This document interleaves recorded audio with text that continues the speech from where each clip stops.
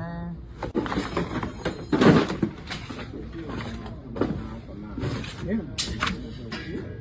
You on camera, so you going to jail. You're going to jail. Damn. Really?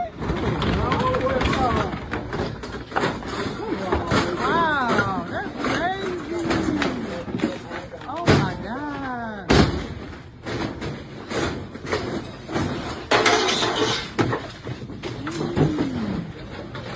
Oh my God. Is the police on the way?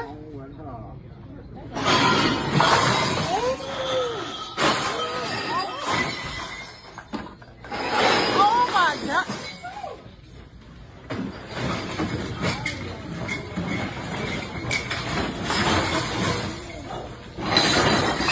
Oh my God. Oh my God. Dog.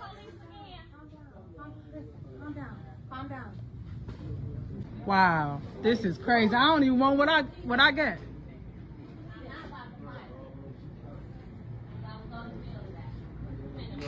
This is crazy, bro.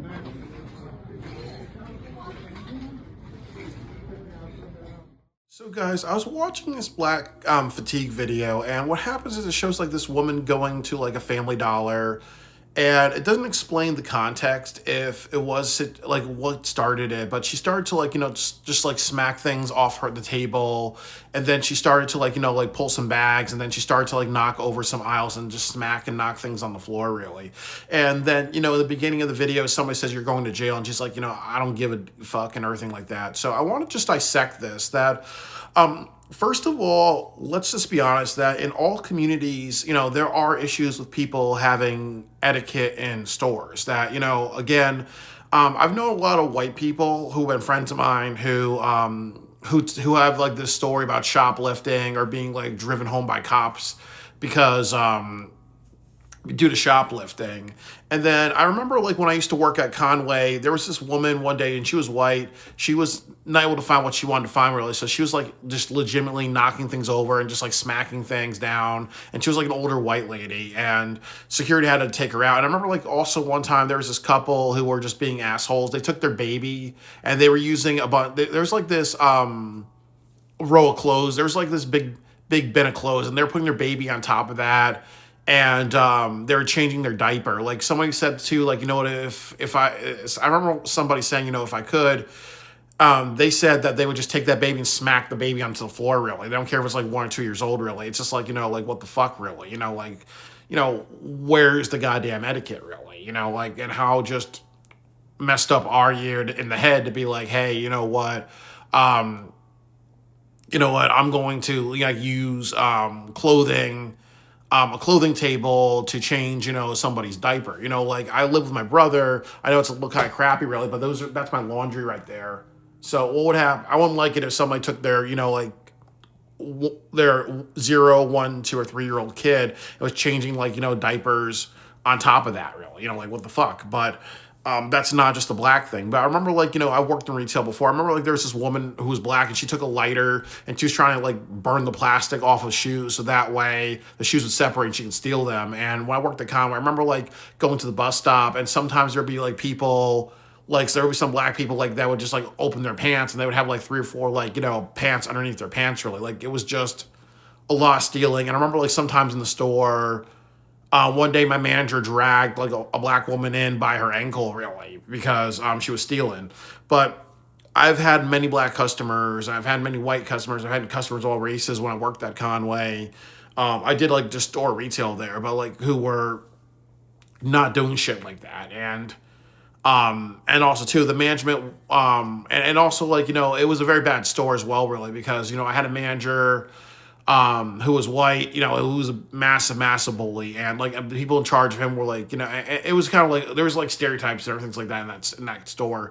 Like, you know, his boss was a Jew who was in charge of the money and everything like that, and then they also had like Muslims and other people on top of that. So it's almost like everybody's got a job because of a stereotype, really. But I worked in retail, and I've definitely seen like my fair share of black fatigue. But just to go back to this video, is that a lot of people, first of all, don't understand that, in retail, it's definitely a bad business because there's a lot of people who will disrespect you. There's a lot of times where if you work hard, they expect you to work long hours, or they'll change your schedule on the spot. They'll be like, oh, well, this person no-showed really. Or, oh, well, it's somebody had a crash out. You need to clean that up really.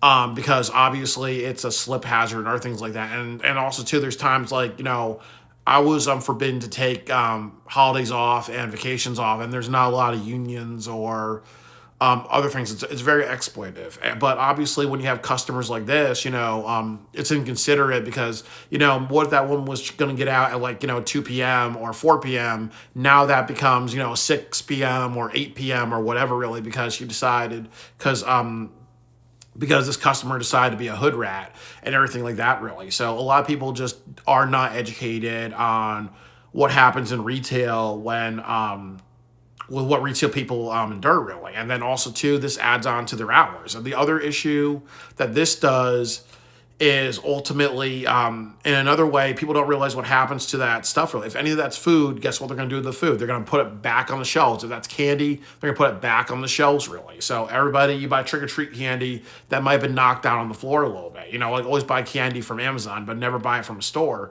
Because sometimes if people are smacking things down, they're not going to throw it out and say, oh, that's contamination. We're going to put it back on there for other customers. Like, people are going to come in an hour or two. They're not going to know the difference, really. So that does happen as well, really. The other big problem about this is that in retail, there's a lot of times where you can be assaulted by customers. And like I said, that, sometimes management is not supportive. I remember when I worked at a store that was robbed by its own security guards. The management gave one of the other managers, like maybe a week of counseling. And with me, they just said, shut up, don't tell, and don't say anything to Byron. We don't care about him and whatever, So when you have customers hit you or punch you or assault you, you also understand that the companies are not willing to protect their employees, or they're like saying, oh, well, this guy's like right out of college, he's young, he's going to take it on the chin, really, quite literally, and other things like that. So you also understand that that people who work at stores go through that shit as well, really, where they'll be taken advantage of, or they'll be expected. It's not like a hospital, or it's not like a college or whatever, where somebody's assaulted and it becomes a bigger deal because there's usually unions and there's a lot of like regulations and other things like that. So why make people's experiences bad? That's a little bit of an education. And then also we'll talk about, the black fatigue thing. That first of all, again, this is a woman. So we obviously know that if this was a black man, there'd be security guards wrestling him to the ground. We also understand too that, if this was a black man, this was a store with a lot of white women, the cops would be there in just a couple of minutes and they'll be wrestling him to the ground. But we also understand too that when it comes to women, whenever women misbehave or act out or act violent, people are very hesitant because, there's also, some people lying about sexual harassment. There's also an issue too of, as well, really, that sometimes people have a lot more patience with women when they act out and whatever, really. And then also there's also just bad videos because sometimes, let's say, because I was watching this video of this black woman who gets apprehended by the police and she's spitting on a police officer and then tries to bite him and the police officer punches her in the face, really. And a lot of people will say, oh, that's police brutality and whatever, really. Well, somebody's going to bite you. You don't know if they have an STD. You don't know if they bit their lips to contract blood and bite somebody. But usually when it comes to women of any race, whenever they misbehave or act poorly in stores or vandalize property or do bad things, there's always a sense of having patience. Like I said before, that obviously when you're smacking things around the store, when you're causing a trip hazard, when, you're chucking and throwing things around, really, that could be seen as assault. That's vandalism. That's criminal mischief and other charges like that. So you also have to kind of understand, too, again, there's no sense of stopping that type of behavior because people are afraid to put their hands on women because there's so many ways they can take out of context. And sometimes there's the race card when, there's a bunch of black women acting crazy in the store and, you see a cop wrestling them to the ground. People are going to say police brutality or she's a woman, and you can't do that. Bad is bad, really. The next part of this is, what it does for black people. Like, there's a lot of times when black people go to stores and then, there's a lot of white people who follow them around. Or sometimes, like I said, like when I worked at Conway, there was an issue of a lot of theft, really. A lot of theft did happen by black people. And, that's just statistically, probably there was only like maybe one or two times it was a white person. But, I remember my manager grabbing a woman by her ankle and dragging her back in the store, really. And a lot of times, too, that when there's black customers, there are a lot of times where people told me or other people follow them around, really, because there's always been a pattern of them stealing, really. So whenever black people steal from stores or vandalize and act crazy like this, that's going to create a lot of managers and other people saying, you know what, okay, the probability and statistics shows that happens a lot with your group, really. Even though it's not a racial thing, it's more to do with a pattern of behavior that you're going to make it harder for other black people to not be harassed while they're shopping. The other thing too is that this does happen too. That I remember when I worked at Conway, they told me they did not tell me about employee discounts.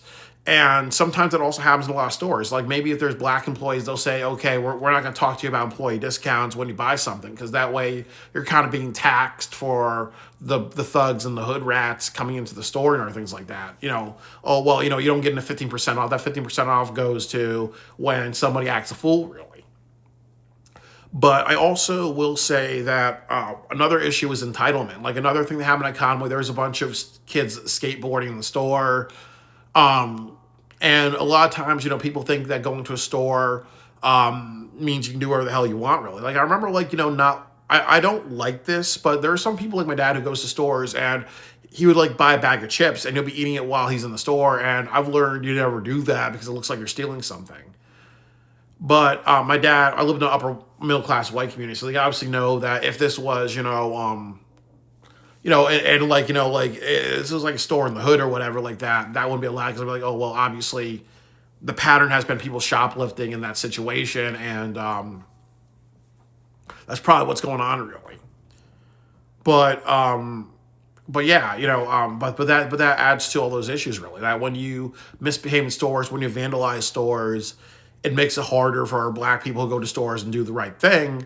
The next thing is that sometimes, and this happens, as well, that sometimes it becomes a free-for-all.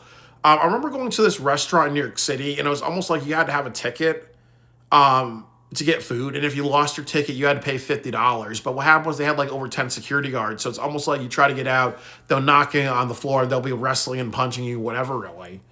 So, so sometimes what also happens is that, if let's say, somebody's not paying attention, they walk out of the store, they have like their headphones on, they can be tackled, wrestled to the ground, or harassed, really, because people are like, okay, I'm sick of 10 black people that I had to deal with in a period of a month committing just shoplifting, other things, and vandalizing the store. Now the person who makes a mistake, I gotta be rougher on him. Or there's times too where people won't hire black people because they're like, oh, well, you shoplift, or, oh, well, there's an internal theft or whatever. Like, there's a lot of times where some retailers will not hire black people because of videos like this and other things like that. They're like, oh, why would I work with you? Because it's like, you're collecting the check while robbing the store, really. So when things like this happen, it creates a lot of bad situations, a lot of racism against African Americans. So, your behavior has an impact, but that's also true with other groups of people, as well, really. Like, there's a lot of times why, they have more diverse cops, really, because of the pattern of white people doing police brutality, really, so, or there's a lot of times when, they have more diverse cops because they're like, okay, well, there's a situation between, a black person and a mental health issue. We got to have more black cops, really, because because people feel more comfortable with them versus white cops. So sometimes, when there's a pattern of just bad behavior, it influences, like who gets the job, and influences, who people feel more comfortable around and who people want to be around. And then the last thing is like what's happening to a lot of stores now. Like there's a lot of stores that are shutting down. And one of the reasons why Amazon is doing so well is because, there's a lot of people who are shoplifting from stores. And what people don't realize too, that I remember when I worked at Conway, there was something like, they did like quotas every single year. And what they said is that, okay, let's say the store makes $1 million and makes $1 million. And then they say something like, okay, well, there's $200,000 of the store makes $1 million. But what happens is that there's $2 million of merchandise that came out of the store, really. So where's that $1 million? They'll shut down the store and fire everybody. And a lot of stores will do that too, where they'll be like, okay, we sold, we had like, you know, out of the 100% of our items, you know, 10% of the items are not accounted for. 10% of it is a loss because 10% of it is a loss. We don't know where these items are. Could it be shoplifting? Could it be this or that, really? So when that happens, really, what happens is that they'll shut down stores. A lot of people don't realize this. That there's issues of stores with a lot of shoplifting. They will fire everybody. They will close down the store because they're like, oh well, you know, we're not making money off of you. There's other things too where, you know, they have extra security. They have like also cases where they put stuff in, and then they'll be like, okay, well, it's a dead day. The security guard can easily clean the toilets. Oh, well, the security guard can easily stack things. You're taking money from other people's pockets, really. And that's what also happens too when a lot of shoplifting happens, is that people lose their jobs, or they'll say, okay, security guards, we're going to make them a jack of all trades. We're going to make them do 4 or 5 different jobs. And I remember when I worked at Conway, there were security guards who were had 4 or 5 different jobs in the store because, you know, the managers wanted to say, oh, well, we don't want to pay Byron. We want you to do this and that. And I actually remember some guy got fired because the district manager did a inspection, and he was wondering why the security guard was not up front, really. And he fired him on the spot for that. But he didn't hear that, oh, well, he was told by the manager to take care of something, you know, to go to do other stuff like that. So when you do theft and vandalism in stores, you're also like risking people's jobs. There's stores that will shut down. There's people that will lose hours because they'll be like, okay, we have a security guard. If it's a dead day, let's have the security guard do everything. And then people are gonna be like, okay, well, why did the store shut down? Oh, it's because there's a bunch of, you know, minorities or black people going into the store, robbing it and acting the fool, really.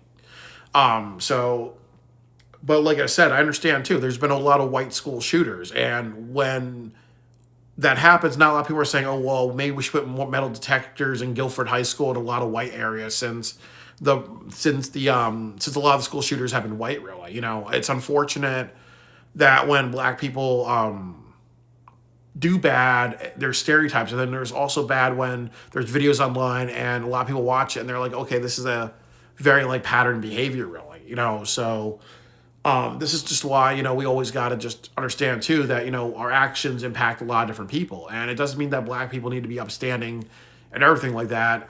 They need to be the upstanding race. You know, everybody needs to be upstanding as individuals, really. But it's definitely, there's cause and effect for when you act the fool in a store.